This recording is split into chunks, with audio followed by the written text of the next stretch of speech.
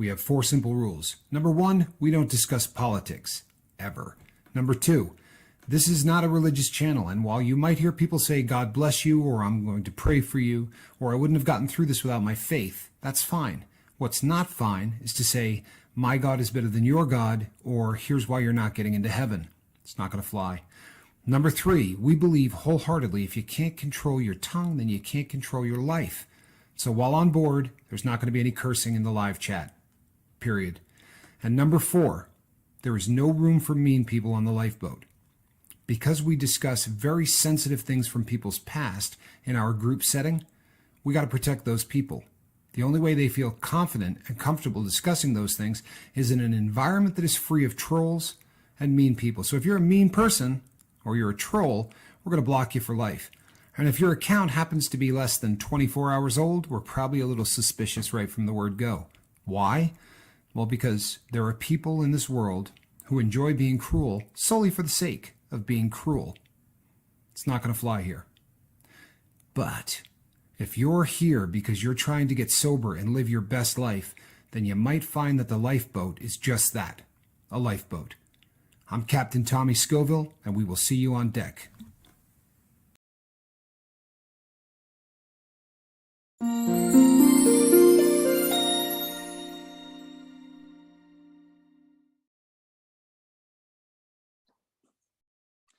Hey everybody, I'm Captain Tommy Scoville, and you're on the lifeboat. Well, people, it's Thursday. Almost made it to that last day of the week. I'm looking forward to it. I told you that yesterday I went out and ground down 5 stumps, which was 5+ hours in the sun. And you know, as you get older, you get wiser, and you do things like cover yourself in sunscreen, so that you don't get the kind of sunburns that you used to get when you were a kid, which just knock you out. And you don't, take your shirt off and work bare back, first day of the season, so that all of that sun gets you. And I'm hoping that within the next couple of years, I actually grow up and learn such things. But yesterday, no sunscreen, no hat, no shirt, 5.5 hours out in the sun. And I kid you not, when I ended last night's live stream, I went upstairs and fell down on the bed and was unconscious in a matter of minutes, and put about, 12 or 13 hours in the sack. And when I woke up this morning, I had a whole host of things that I had to do, and it was one of those. It's one of those days that I had about 15 hours worth of stuff to do, and about 6 hours in which to try to get it done. And I'm not complaining. I'm in a pretty good place, in life, and I'm fairly happy with everything that's going on. But boy, oh boy, I didn't get anything today done that I was supposed to. Let me just get this pulled up here real quick, people. I'm just making sure that my phone is turned off, because if not, it's going to start making those. Squirrel, get back here. Yeah, tell you what, even the cat's on strike. Okay, well, today, people, we're going to be talking about a subject matter that I think is probably one of the subjects that, whether we discuss it often enough or not, this is one of those things that permeates virtually every single aspect of your life when you start getting sober. We talk all the time about the different things that seem to plague all of us in recovery, and there are recurring themes that come up again and again and again. And one of those themes is how society treats you once you get sober. And without exception, I think most of us really wish that we would instantly be treated as if, what we say people can count on. When we tell them that, now we're sober, it's something that we would really like to be taken seriously. We would like for people to believe that the new you is really the new you. And the problem is that they've heard it all before, right? This is something that they have heard over and over again, time and time again. And I think one of the largest focuses of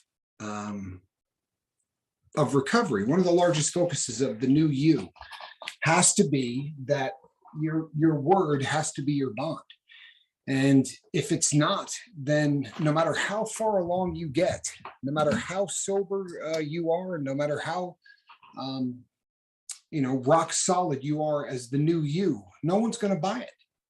Unfortunately, and this, fair or unfair, people are still going to judge you throughout your life based on whether or not you do the things that you say you're going to do. We've had a lot of people that come on the lifeboat, and they get very gung ho and they get very excited. And I'm not mad at any of them, you understand? I'm really not. But Mark and I have talked about this many times. You get these people that come on here, and they're not going to miss an episode, and they're going to do this and they're going to do that, and they tend to fall off. And I understand that. I truthfully do. I think it's probably more realistic that that's going to happen than not happen. But the scar lies in them saying, I'm going to be here, I'm going to be doing this, or I'm going to be doing that. People, I think that in recovery, one of the safest things that you can do is under promise and over deliver. And I think that one of the things that we all deal with when we start to get sober is we believe the things that we're saying. I don't think that we make promises knowing that we're not going to keep them. It's just that we want so badly to be everything to everyone, if that makes sense. As I was mentioning yesterday, when I was done with the stump grinding, and I was loading up this 300-pound machine into the back of the vehicle that was going to return it back to where I rented it, I got the phone call that said, hey, any chance you can swing by and grind one more stump for us? We got this one in the backyard. And people, I was so close to saying yes. And I just realized that there was nothing left in my tank. I really was just running on empty. There was no way I was going to be able to pull this off. But I found myself, I don't know whether it's guilt or what you want to call it, but I found myself ready to say, tell you what, how about if we set this up to do, maybe next week I could, if you guys want to rent the device. And fortunately, I think I'm maybe graduating past the phase of wanting to be everything to everyone. And I was able to pump the brakes on that. But I promise you 3 months ago, that's probably what would have happened. I would have made those people a promise. Hey, you know what? If you go and rent one of those things, I'll come over. And, it's probably the right thing to do in terms of being kind. Hey, my man, he's here. I'm going to go with MVB because I've never said this man's name correctly since the very first time I met him. But MVB, it's good to see you, my friend. Good to see you back on an even keel and doing well. People, if you do not remember that name, he was hands down the very first person to ever come on board the Tommy Scoville show. Before I actually launched, I came across him in a comment section, and he was really having a struggle. And I reached out and gave him my number and said, there's a channel that's going to be coming up that's going to deal with things like this, but it's not there yet, but it will be soon. And we spent a pretty decent amount of time talking, but it's good to see you back, my friend. And I know that you're doing well and you're sober and you're working, and I'm really proud of you, man. I really am. Great to see you back on the lifeboat. But I digress. Sorry, I couldn't resist. But in the beginning, people, I talked about this a lot. I felt as I got sober, I needed to be everything to everybody. I felt like I had broken my word so many times in the past that I wanted so badly to never break my word again that sometimes I gave my word on things that I just shouldn't. I made promises that were going to be next to impossible to keep. And instead of just, a normal person, air quotes, normal person who hasn't lived the life that we all have, can just call and say, hey, you know what? boy, I wasn't thinking when I promised that. That's insane. There's no way I can take 4 hours out of my day, come out in the sun, pick up that machine, drive it over to your house, grind that thing down. I basically am working 2 full-time jobs, and there's no way I can pull that off. I don't know what I was thinking, but sorry, nothing personal. I just can't pull it off. Well, because of the life that we've lived, I think that we're so afraid to break our word that very oftentimes we overextend ourselves, and we end up creating stress and putting ourselves in situations that would have been so easy to avoid, right? We create these situations that there was absolutely no reason for at all. But I think that, as you start to think about yourself as a new person, one of the first things that jumps out and almost slaps you in the face is that, and I said it many times when I was trying to design the new me, one of the first things that I wrote down was I wanted people to be able to count on. If I said I was going to do something, then, damn it, I was going to do it. And I'm still that guy. I mean, to an unhealthy degree, I'm still that guy. What I'm getting better at these days is trying to not make those promises, because I truthfully do want my word to be my bond. But, so I'm going out of my way to maybe not make promises that are going to put me into an ugly, situation.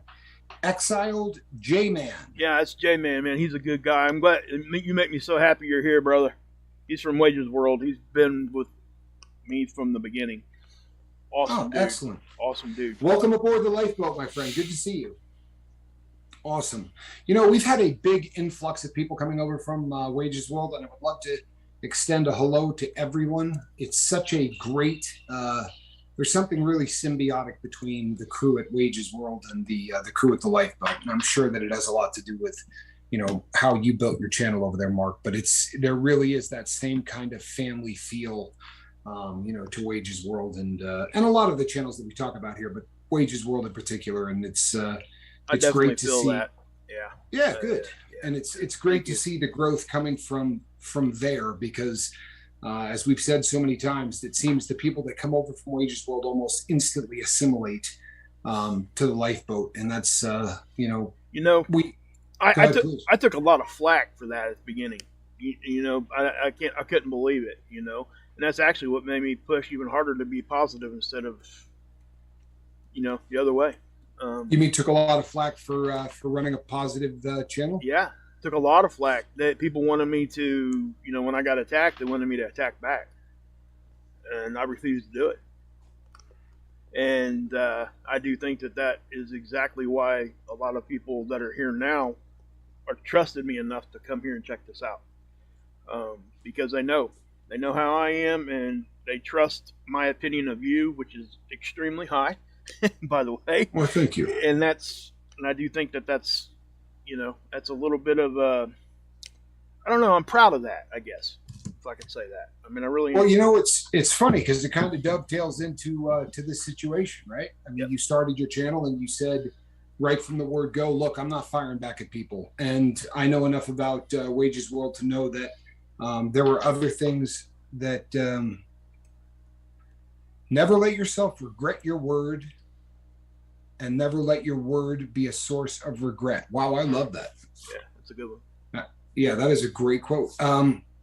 But yeah, I spent enough time over there to know that there was, especially during that one incident, there were people that literally were demanding that you fire back at these people, and but being true to your word, keeping your word. I'm not going to be that person. It's never going to be that channel. And people, a lot of times, we live in a day and age where sticking to your guns is not always an easy thing, especially considering that the tide turns almost instantly.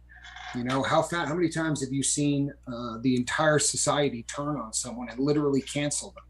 And you find yourself under a great deal of pressure to agree with absolutely everything that people are saying, because if not, you might be the next person that gets the axe, right? You might be the next person that gets canceled. I do think that this is a day and age where, you're only as good as your word. And that's something that, dad always told you, and probably grandfather always told dad. And there really is something to be said for the fact that that's all you got, A side effect of that, Tommy, I think is this, is that, and I think that me coming over here, I actually learned this by what we were going through a little bit too, and myself, that when you are true to yourself and true to your word like that, sometimes you don't even have to use your own words, because the people that have seen you do that will take up for you. They will take care of the situation for you. And when that happens, you're in a good place because you're being true to yourself, and people are seeing it and they're reacting that way. I just want to add that because it's something that I didn't expect. Right. I really didn't. I didn't know that would even exist, but it did, and it's because of the love you guys have showed me. So, thank you. And that's a beautiful thing too. It really is. But people, how again, as I said, one of the things that comes up over and over and over again is this feeling that society treats us like crap. And I'm not going to sit here and defend them, because most assuredly society treats us like crap. They really do. And very oftentimes it trickles down to the people you love, right? Your family, your friends, everybody. And there's this, we really want people to instantly accept us. We joked about it the other night, right? When you hit about 6 minutes of sobriety, you want everyone to go, "Oh, cool, Mark's sober now. Now we can trust him, and we got nothing to worry about. If there's $250 on the counter, I don't feel like I got to keep an eye on it because Mark is now sober." And that's kind of how we want the world to treat us. Obviously, it's not very realistic, but like we've said so many times before, the farther you get away from your addiction, there's an awful lot that you tend to forget, right? If you're 4 years sober or you're 8 years sober, your recollection of the drug is going to be very different. I have found for me that the farther I get away from the actual incident of quitting, right, going through the withdrawals and going through all that, the farther away that gets, the less that I concentrate on the worst aspects of the drug. And I find myself from time to time romanticizing certain aspects of the drug. And I don't mean that, I'm ready to go buy a bag or anything like that, people, but it's, in the beginning when I would tell stories, they were always, horror stories. Now, if I tell the exact same horror story, there's always almost a bit of a giggle to it. And, that's just, I think, the nature of the beast. The farther you are away from the horrors of addiction, the less you remember. And the more you sort of, again, kind of romanticize, or you only remember the things about it that's funny. On the same token, right, on the same side of that coin, the farther away you are from actually quitting, I think we tend to forget just how awful we were at things like keeping our word or being truthful, right?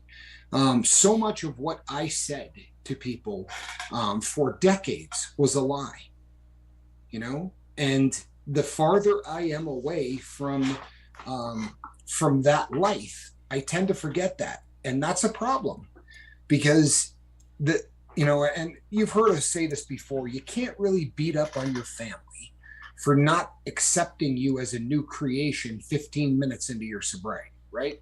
As much as they would really love to believe everything that you're saying, how many times have they heard it before? And with my family and with my friends, this was a regular thing, right?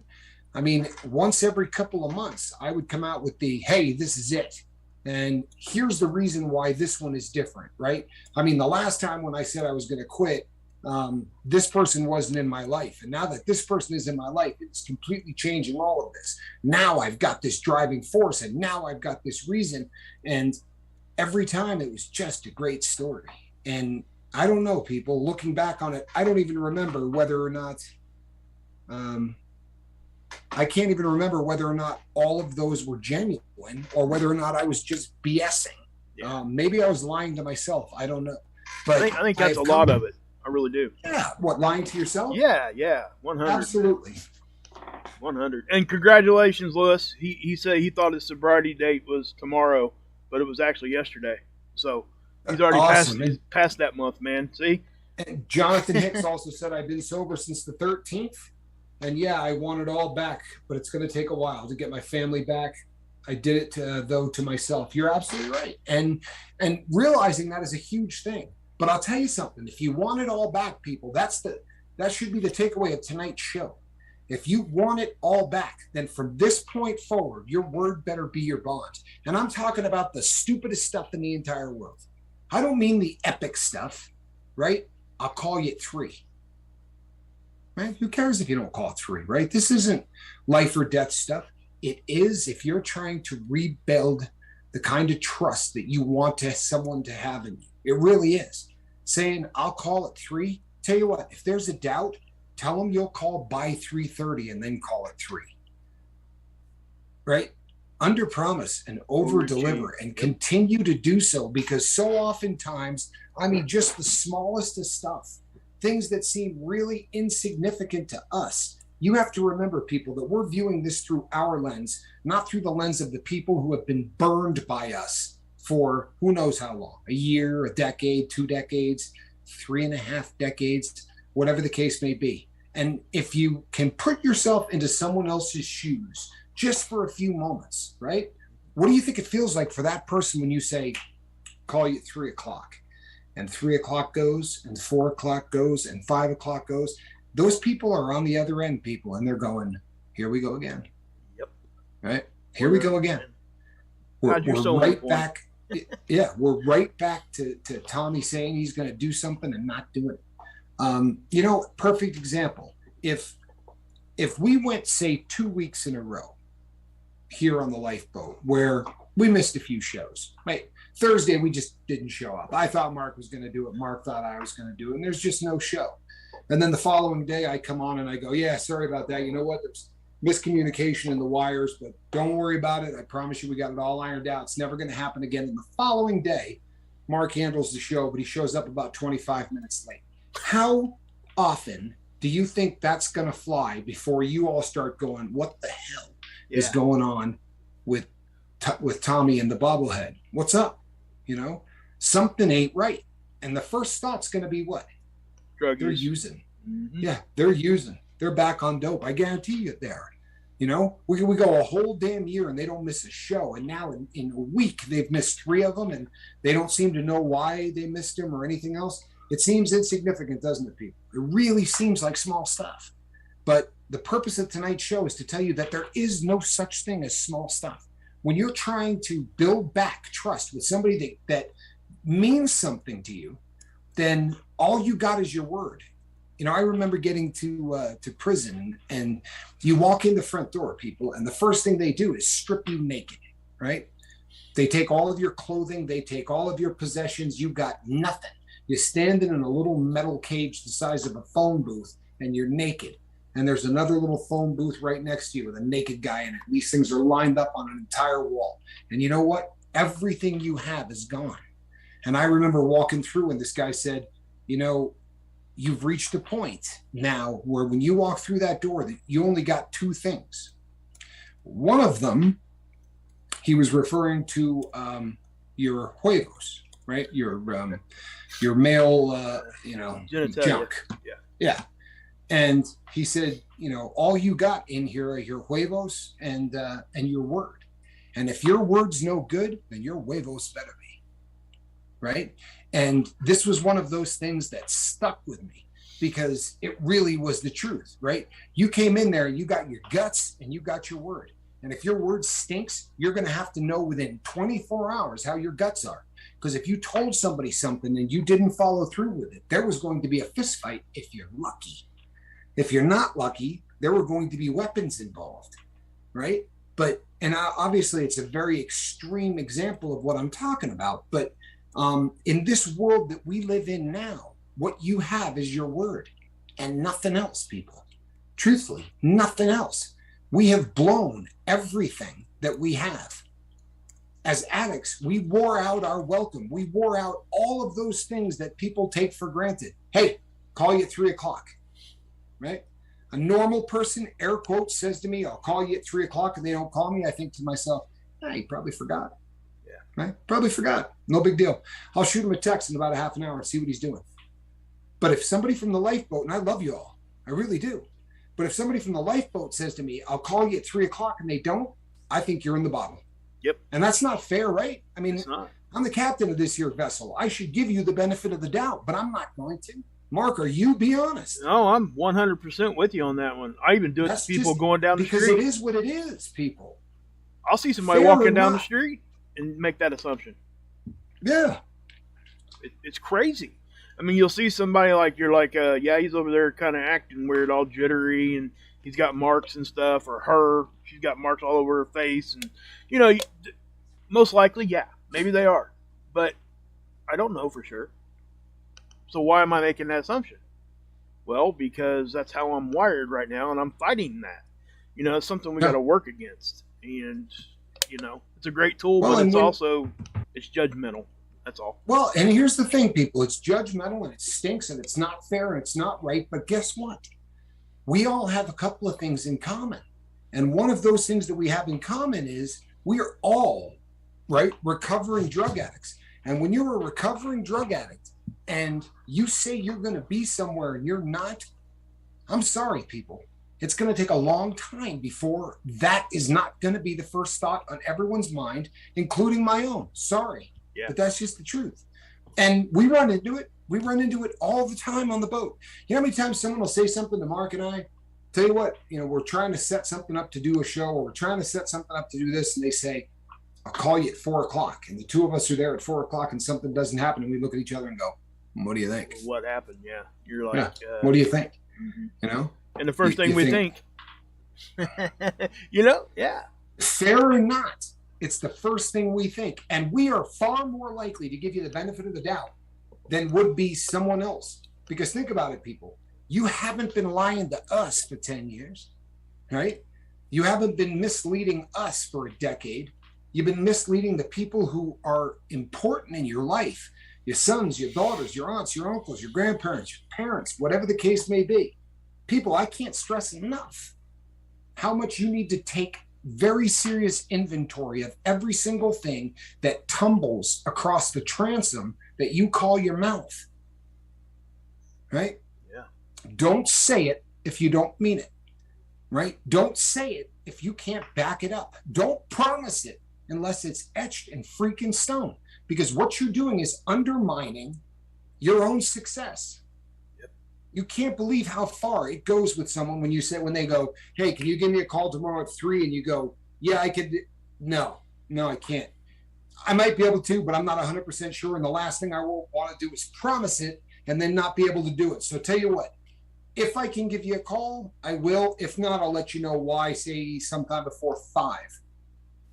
People, that goes so much farther than saying I will do something and then not doing it, right? I mean, the other day, I was something silly as hell, but I was supposed to drop off a cable box for somebody, right? They were moving and leaving town, and they didn't turn in their cable box. And if it wasn't turned in by such and such a time, then, you know, they're going to have to pay some kind of a late fee or whatever. And the old me would have lied to this person because I was supposed to have turned it in on a Tuesday, and I spaced it, just forgot it. You know, I was probably polishing a watch, but I got knee deep in something else and I didn't take care of it. So the following day comes rolling around and he called me and said, hey, did you turn that in? Well, the old me would have gone, yep. Knowing full well, all I got to do is get in the car now and go drop that thing off, right? I could just say, yep, I turned it in. And instead of doing that, I said, no, man, I didn't. Crap. And I told you I was gonna, and I spaced it. And then it was funny because you know what he said? Well, good, because they called and said they didn't get it. And I was panicking because I thought if you had turned it in, but they said they didn't get it. But good, you're going to get it done today? I said, yeah. You know what a jackwagon I would have looked like if I had done I turned it in. Yeah, right. I said, well, that's funny because they just said you didn't. And now where are you? Yeah. Now you got to give them well, technically I didn't turn it in, but I was about to turn it. People, it's so easy to be dishonest by accident, right? Small, teeny little white lies. Saying something that just, well, you know, it would have made life a lot easier if I had just said to this cat, yeah, I turned it in. It wouldn't have hurt anybody because truthfully, the place that I got to drop this off at is less than a mile from my house, right? So it would have been an easy lie.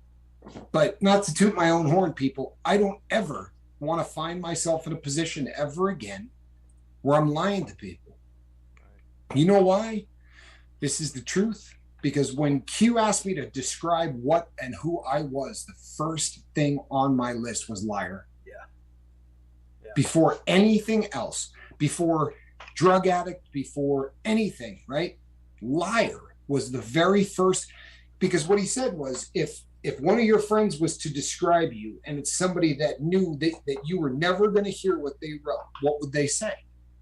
And it hit me like a ton of bricks. They'd say, yeah, that dude lies. He will lie to you about anything. If it helps him catch a buzz or for any reason, he will lie to you. I would say that that's all of us. I really do think that an addict or anything like that is like me or anybody else that's fighting alcoholism also. Guys, that's at the top of the list. You have to be a liar to be in active addiction, because there's no other way that you're going to be able to live life. You might, Agreed. You can tell the truth to some people around you or whatever, but it always bleeds into eventually you're lying to everybody that you know, and then you start lying about things that don't mean nothing. Yeah. You do it because it becomes part of who you are, and you got it's a habit, like any other habit. Jamin, thank you so much, man. I appreciate that. We really do. Thank you. I want to read that comment from Lewis. I'm not sure if you've seen that or not. This is so awesome. Please. My family never used to believe a word that come out of my mouth, and all my family told me today they were proud of me first time they said that in 15 years. Such a great feeling. Wow. I mean, if this whole room ain't smiling, there's something wrong with you. Yeah, no, that's so cool. That's awesome that stuff. That really is so cool. Congratulations, my brother. You know what? I know that feels good, and you deserve it. Plain and simple, man. It's not an accident. You earned that. You know, good stuff. We're proud of you here, too. We really are. Mark, you hit on something a second ago that I think is huge. Go ahead. And I think it probably gets overlooked, but it's huge. People, when you start lying, right? Originally, like Mark said, you lie because you have to tell that lie in order to continue doing your drug. And that's the only reason you lie, right? Hey, where you been? Why you 40 minutes late? Oh, man, crazy thing happened. So-and-so called, right? And he had a flat tire, and he didn't have that little chuck thing that you need, right? Like he jacked the thing up and all that, but he didn't have what do they call that thing, right? Lug wrench. So I drove a lug wrench over to him. That's why I'm late. That's how it starts, right? Those kind of lies. Because you can't say the guy was supposed to meet me in the parking lot with dope at 3:00, but he didn't show up till 3:30, and that's why I'm late, right? So you have to come up with those little lies. But Mark's right. You get to a point where you've been lying so much that if it's just convenient, right? It's not even necessarily important. It's just a convenient lie. Hey, you coming over tomorrow? The answer is no. I don't want to come over. There's going to be like 15 people there. You know how I am about crowds. Oh, no, I can't. I'll tell you why. The Prime Minister of Bogota is coming into town and oddly enough wants to talk to me. I mean, it's silly, right? Yeah. But it gets to the point where we will lie for things that make absolutely no. I mean, my friend used to say, a junkie will walk across the store or walk a mile to tell you a lie when he could stand on the street corner and tell you the truth. You get to a point where every single thing that you talk about, you just are no longer capable of telling the truth. Mark said it was a long time ago now. It was months ago, but he was talking about he was doing a show and he was talking about his wife, and he said she asked a question and he found himself going with a lie about to come out of his mouth for no damn apparent reason, and he had to hit the brakes and go, "What am I doing?" Yeah. And thank you, Fee. Yep. Really appreciate you. Love you, sister. I find the exact same thing.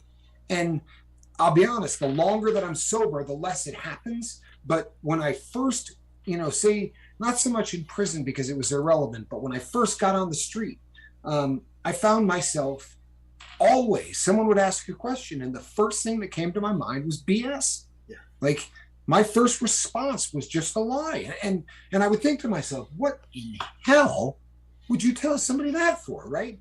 But because it didn't matter, honestly, I had to think about every single thing that I said before I said it, because I was so hardwired at that point to lie that not only was my word not my bond, my word was worthless. Worthless, right? Yep. I mean, it's just the nature of the beast. If we said to somebody while addicted to drugs, hey, man, can you lend me $50? Well, what do you need $50 for? I don't know, but I'm going to tell you a good one. Trust me. Yep. Right? I need $50 to put in my arm because it takes that much to go out and steal. If I don't have $50, I can't even go and start stealing. You can't tell somebody that. Yeah. And you find yourself, they see you 3 days later and they go, hey, you got the money that I lent you? Huh? Yeah, for your cat. You're like, I don't have a cat. What the hell is he talking about? You know what I mean? Like keeping up with the lies. It was a full-time job. Oh, yeah. I mean, you're like always forward thinking to see, and then you start thinking back, and then your mind's here, and then it's there, and then it's everywhere. And then the next thing you know, you've got this big old jar of lies that you're in the middle of, and you find yourself becoming like withdrawn because you can't talk to nobody. Correct. You don't even want to see people walking down the street because chances are you owe them money and you told them a lie. Exactly. Yeah, and that's how about preemptive lies? People, no, I'm setting a lie up. Yeah, for sure. I know that I've said this on the on the show before, but I would have a pocket full of money, right? Maybe I just did a bank or whatever, but I would have a ton of money in my pocket, and a friend would call and go, "Hey, how you doing?" And I'd go, "I'm not too bad." Except for my car, it's making that noise. You know what I mean? It's I don't know what the hell it is, man. It's been doing it for probably 2 or 3 weeks, right? It's driving me insane. But how are you doing? Knowing full well that with a pocket full of money, I'm setting this cat up, right? Because he's got money. And I'm setting him up that maybe, I don't know, months down the road, I can call him up and go, hey, Mark, you remember when I was telling you about my car doing that thing? I'm dead on the side of the road. Right front tire blew out, gone. I mean, completely. They're saying it's going to be $2,600, man. Hey, don't trip out. Because I got like 1,100. But can you help a brother out with about 15? Yeah. And literally preemptive lies. Linda, thank you. Thanks, appreciate Linda. You guys. You guys are great. I appreciate that. But yeah, but preemptive lies, people. I mean, I honestly was always thinking about it. Yeah. Telling a lie that was going to be another lie at a later date so you could set up, yep. And it's a disease. Well, it's, it's a part of what I figured out in my own life. It becomes part of what we call the chase. Because you're chasing your drug all the time. So what you're doing is you're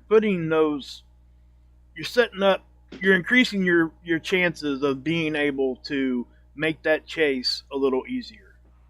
And, that's just what I figured out from my own life. And I think a lot of people do it. They just don't realize they're doing it. And the other thing I would say is that when we're doing this, we absolutely think that the person we're talking to is buying every word we're saying. And I can tell you right now that about 99% of the time, they're not. They know we're BSing them. Yeah. Especially like I used to do it to the pharmacist. I used to do it to my doctor. These are intelligent people. Right? Who have heard it from the best. Yeah. Right? So every drug addict on the planet has told him the same lie you're telling him. One time I got a script and I went back into the pharmacy. I went outside. I waited like 15 minutes, and I knew that the pharmacist that was in there, he was an older gentleman, and there was a language barrier there too. So I played on that fact when I walked back in there, and I talked to the other pharmacist that was there. It's like, hey, man, this dude just shorted me like 10 pills. And, this was back before the crisis, right? This is back before everybody was like, had their eye on it. And, back then it was just like, well, okay, grabbed it right off the shelf and dumped it right in my bottle. And you do that today, they're going to do a complete countdown. And you're not going to get that. So if you guys ever think about trying that, don't do that because it's not going to work. But but that's just where we go, man. I mean, we're setting that up from day one all the way to the end of it. And your family, especially, people that you care about, when they see you follow through, you're changing the way that they look at you. It's a slow process, very slow. But you have to continue to do this. And I found myself doing, I would purposely, just little stuff, right? I can't come up with an example right now, but I would make something there that I knew I could accomplish that would help them or see me do something good so they could see that in me, right? Because I knew I was changing I knew who I was at that point. I just needed them to see it. And the more you do those kinds of things, it really does. It changes the world's perspective on you, and it will make your sobriety so much easier. And Tommy hit that thing earlier about, the further you get away from your drug, you do start to forget. And Here's one of the other things too. A long time ago, a very long time ago, when we first started talking with Niall, and I think it was on the show. Maybe it was in a message that he sent to me. But he said, no, it wasn't an interview we did. He said you'd start to create this world of yours that didn't exist. And I'll tell you something, that's a part of this dishonesty too, is that I literally got to a point where I'm not going to tell you that I believed my lies, because I knew what I was saying was BS, but I had created this world that I was the master of, right? And as sick and twisted and disgusting as this is, I was proud of the ability to pull off the things that I was pulling off, right? I mean, you would think that after lying to somebody that you really care about with a preemptive lie, a lie that you might have worked on for 3 months, because it wasn't going to be $100 loan, it was going to be a $3,000 loan, right? So the first time you bring up that shimmying car noise, the next time you see someone and you're talking to them, they say, "How you doing?" You go, "Good, good." Car's still doing that thing though, man. Good Lord. Today it sounded like the wheel was going to come off, and they're like, "You should go get that looked at." I promise you. Next week after, because I'm waiting on a check. And when the check comes, I'm going to go and get this thing taken care of. But and then you pull up in front of the house, and as you're walking in, you say, "Did you hear that noise? That was me pulling up." But when it was finally done, and they would say, "You need some help with that?" "No, man, I don't want to take your kid." "No, I'm in a position to help you." Yeah. I honestly, people would walk away from that going, "Nice." Yeah. You know what I mean? Like, proud as hell of my score. And it really turns you into somebody that you're not. It really turns you into somebody that you are not. And you just become this person whose entire life revolves around the drug, to the point where lying is not just a part of a necessity of the addiction process, but it's something you're damn proud of. It's something that you actually take, some kind of a feather in the cap thing, that I'm so damn good at this. Like, I got the hustle down. It's an art. Well, you have to. What's that? It's an art.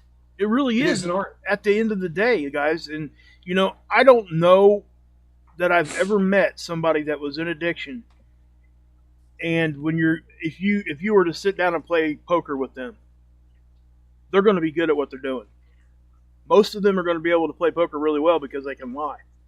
And they will see the body tells and all that stuff, because you start learning that stuff unconsciously, because you're trying to play off of those people, and you just see it in your daily walk. And it's really, it's such a great conversation on this, because and I did something really bad once. Just once, right? Anyway, yeah. My aunt had a back problem, right? And she went and had an X-ray, and the orthopedic surgeon called her in there, and she ended up having kidney cancer. Okay, big mass. I'm like massive, talking like grapefruit size when they finally found it. Me and my dad was going to drive an hour and a half to go visit her. Well, I told my dad I was going to loan this guy $200, and I needed to go drop it off to him, and we needed to stop by this guy's house. This guy lived in the projects, right? So in my mind, I made that lie up to my dad. My dad and somehow I justified it in my head that it was okay just to sit out in the parking lot and wait on him. Like, my dad wasn't going to find that weird. This is, I'm bringing that up for this point, because that's the truth of it. And who we went to go see was my drug dealer. Sure. He went to his car. He didn't come over to mine. I got out, walked over, did that real quick, leaned in the window. We've all seen it. We've all done it. And you turn back around and you go get in the car with a big old smile on your face. And then, about halfway over there, my dad was really honest with me. He said, "What'd you do? Did you just buy some drugs from that guy?" He had no idea I was even addicted at the time. That was the first time. And I brought that up because my aunt was dying. And I had my dad stop so I could buy drugs. I took time away So from. what did you say when he asked you if you stopped to buy drugs? I stuck with my story. Yeah, I mean, that's just. I'd have been shocked if you had said anything other than that. Yeah, and I did. I stuck with my story, and I think most of us, when you're in that state, you're going to, and that was like the beginning of the opening of my own eyes of seeing that, hey, people are now noticing what I'm doing. Right. Now how far you can slide. I had to step up my game. No, the true story. There was a guy, and I'll tell you his name because he's no longer with us. He overdosed and died, but there was a gentleman that I used to hang out with. His name was Curtis, and they actually called him K2 because his last name also ended with a K. But we were sitting around once, and there was a girl talking, and she had talked about someone in the family that she was going to a funeral and blah, blah, blah. Bottom line is she wanted somebody to go with her. And Curtis basically said that he might be able to do that, but, he didn't have the cash or whatever. Thanks again, Fee. He said he didn't have the cash for that. He said, but I know what you're going through. He said, I lost my brother to cancer. And he went through this story with her. And I remember sitting there at the table, and it was heart-wrenching. And, Curtis is crying and she's crying, and she gave him $500 for gas. And he was going to pick her up there in the morning. And, as she got up and she left, I said, man, I had no idea about your brother. And he just got this crap-eating grin on his face and said, I ain't got a brother. And I mean, the delivery of this, I promise you people, like, I have never been more convinced to anything in my life. And I went, what? And he's like, yeah, I don't have a brother. I said, good Lord, that was, I said, and I'm guessing you're not picking her up. He's like, I'm hoping I don't ever see her again. And literally like absconded with $500. But, it was, as far as he was concerned, it was the score of the century. And I remember sitting there, and I'd love to tell you that I was disgusted, but I think there was a part of me at the time that was impressed. You know what I mean? Like I was so in that life that it's people, we become that which we were not intended to be. And the difference between who you are when you're using and who you are when you're not is night and day. But the important thing and the takeaway, because I know we're getting closer to the top of the hour, but the takeaway is this: the damage that we do can take 10 years, it could take 5 years, it could take 3 years, however long you were in the game. That damage is done day in, day out, one lie after another, building a brick after brick wall of deception that becomes such a part of the distrust that everybody looks at you with. So it's not a matter of chipping away at that, because that's not how it works. You got to build another wall right in front of it, and that wall's got to be taller, right? And you're going to build it the exact same way, but you're going to build it by having your damn word be your damn bond. If you say you're going to do something at 2:00, you better do it, and you better do it with a smile on your face. And I don't care how trivial or how stupid it is or whatever. And every time you get the chance to be a better you better be that better you. And make sure everybody sees it. Yeah, the only way you're going to overcome that first wall is to build one a little taller, for real, so that you can look over the top of it. Because there's no tearing down the walls of deception that we built. Those don't go away, people. You just got to build one bigger, made of much nicer material, right? Built on truth and respect and honesty and things that we just were not even aware of when we were in our natural state of addiction. Couldn't have said that any better, man. That's awesome. That's the takeaway of this, people, is that it never stops, right?